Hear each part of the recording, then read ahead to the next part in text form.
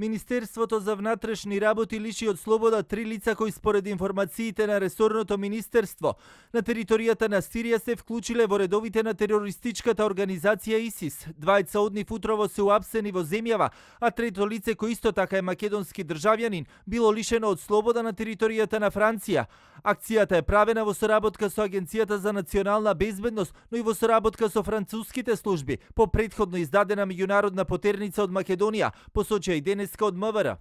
Постапувајќи по наредби за претреси во дом и други простории, издадени од судија за претходна постапка, денеска во утринските часови од страна на МВР беа извршени претреси на 2 локации во Скопје, кај ОС и РС, каде се пронајдени и одземени огнено оружје, муниција, мобилни телефони и други електронски уреди, кои може да содржат дополнителни докази за извршеното кривично дело.